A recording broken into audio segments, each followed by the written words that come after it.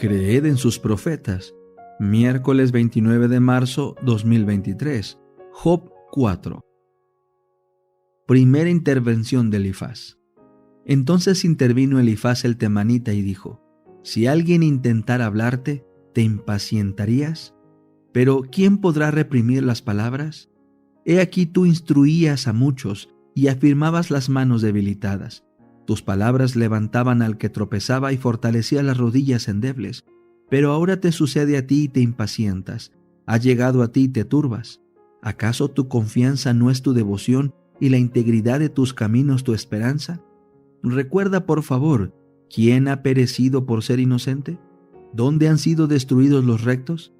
Como he visto, los que aran iniquidad y siembran sufrimiento cosechan lo mismo.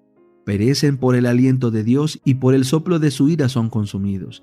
El rugido del león, el gruñido del cachorro y los dientes de los leoncillos son quebrantados. El león perece por falta de presa y los hijos de la leona se dispersan. Un mensaje me ha sido traído en secreto y mi oído ha percibido un susurro de ello. En medio de los inquietantes pensamientos de las visiones nocturnas, cuando el sueño profundo cae sobre los hombres, me sobrevinieron espanto y estremecimiento que aterraron todos mis huesos. Entonces un fantasma pasó frente a mí e hizo que se erizara el vello de mi cuerpo. Se detuvo, pero yo no reconocí su semblante. Ante mis ojos había una imagen y oí una voz apacible. ¿Será el hombre más justo que Dios? ¿Será el varón más puro que su Hacedor? Si Dios no se fía ni de sus siervos, y aun en sus ángeles hay errores, ¿cuánto más los que habitan en casas de barro, cuyos fundamentos están en el polvo, serán aplastados más pronto que la polilla?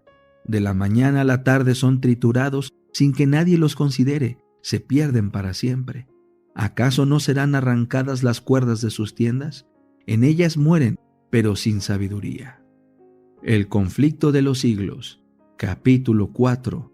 Fieles portaantorchas. Trabajando con paciencia y tenacidad en profundas y oscuras cavernas de la tierra, alumbrándose con antorchas, copiaban las sagradas escrituras, versículo por versículo y capítulo por capítulo.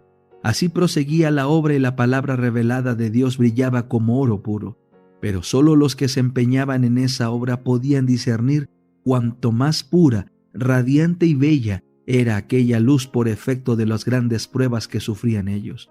Ángeles del cielo rodeaban a tan fieles servidores. Satanás había incitado a los sacerdotes del Papa a que sepultaran la palabra de verdad bajo los escombros del error, la herejía y la superstición. Pero ella conservó de un modo maravilloso su pureza a través de todas las edades tenebrosas. No llevaba la marca del hombre, sino el sello de Dios. Incansables han sido los esfuerzos del hombre para oscurecer la sencillez y claridad de las santas escrituras, y para hacerles contradecir su propio testimonio. Pero a semejanza del arca que flotó sobre las olas agitadas y profundas, la palabra de Dios cruza ilesa las tempestades que amenazan destruirla. Como las minas tienen ricas vetas de oro y plata ocultas bajo la superficie de la tierra, de manera que todo el que quiere hallar el precioso depósito debe forzosamente cavar para encontrarlo. Así también contienen las sagradas escrituras tesoros de verdad que solo se revelan a quien los busca con sinceridad, humildad y abnegación. Dios se había propuesto que la Biblia fuese un libro de instrucción para toda la humanidad en la niñez, en la juventud y en la edad adulta, y que fuese estudiada en todo tiempo. Dio su palabra a los hombres como una revelación de sí mismo. Cada verdad que vamos descubriendo es una nueva revelación del carácter de su autor. El estudio de las Sagradas Escrituras es el medio divinamente instituido para poner a los hombres en comunión más estrecha con su Creador y para darles a conocer más claramente su voluntad. Es el medio de comunicación entre Dios y el hombre. Si bien los valdenses consideraban el temor de Dios como el principio de la sabiduría, no dejaban de ver lo importante que es tratar con el mundo, conocer a los hombres y llevar una vida activa para desarrollar la inteligencia y para despertar las percepciones. De sus escuelas en las montañas, enviaban algunos jóvenes a las instituciones de saber de las ciudades de Francia e Italia, donde encontraban un campo más vasto para estudiar, pensar y observar que el que encontraban en los Alpes de su tierra. Los jóvenes así enviados estaban expuestos a las tentaciones, presenciaban de cerca los vicios y tropezaban con los astutos agentes de Satanás que les insinuaban las herejías más sutiles y los más peligrosos engaños. Pero habían recibido desde la niñez una sólida educación que los preparara convenientemente para hacer frente a todo esto. En las escuelas a donde iban no debían intimar con nadie. Su ropa estaba confeccionada de tal modo que podían muy bien ocultar el mayor de sus tesoros, los preciosos manuscritos de las Sagradas Escrituras. Estos, que eran el fruto de meses y años de trabajo, los llevaban consigo y siempre que podían hacerlo sin despertar sospecha, ponían cautelosamente alguna porción de la Biblia al alcance de aquellos cuyo corazón parecía dispuesto a recibir la verdad. La juventud valdense era educada con tal objeto desde el regazo de la madre, comprendía su obra y le desempeñaba con fidelidad. En estas casas de estudio se ganaban conversos a la verdadera fe, y con frecuencia se veía que sus principios compenetraban toda la escuela. Con todo, los dirigentes papales no podían encontrar, ni aun apelando a minuciosa investigación, la fuente de lo que ellos llamaban herejía corruptora. El Espíritu de Cristo es un espíritu misionero. El primer impulso del corazón regenerado es el de traer a otros también al Salvador.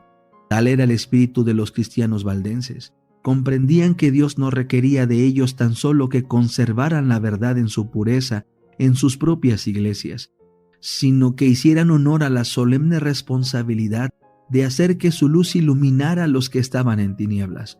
Con el gran poder de la palabra de Dios, procuraban destrozar el yugo que Roma había impuesto. Los ministros valdenses eran educados como misioneros y a todos los que pensaban dedicarse al ministerio se les exigía primero que adquiriesen experiencia como evangelistas. Todos debían servir 3 años en alguna tierra de misión antes de encargarse de alguna iglesia en la suya. Este servicio, que desde el principio requería abnegación y sacrificio, era una preparación adecuada para la vida que los pastores llevaban en aquellos tiempos de prueba. Los jóvenes que eran ordenados para el sagrado ministerio no veían en perspectiva ni riquezas ni gloria terrenales, sino una vida de trabajo y peligro y quizás el martirio. Los misioneros salían de 2 en 2 como Jesús se los mandara a sus discípulos. Casi siempre se asociaban a un joven con un hombre de edad madura y de experiencia, que le servía de guía y de compañero y que se hacía responsable de su educación, exigiéndose del joven que fuera sumiso a la enseñanza. No andaban siempre juntos, pero con frecuencia se reunían para orar y conferenciar, y de este modo se fortalecían uno a otro en la fe.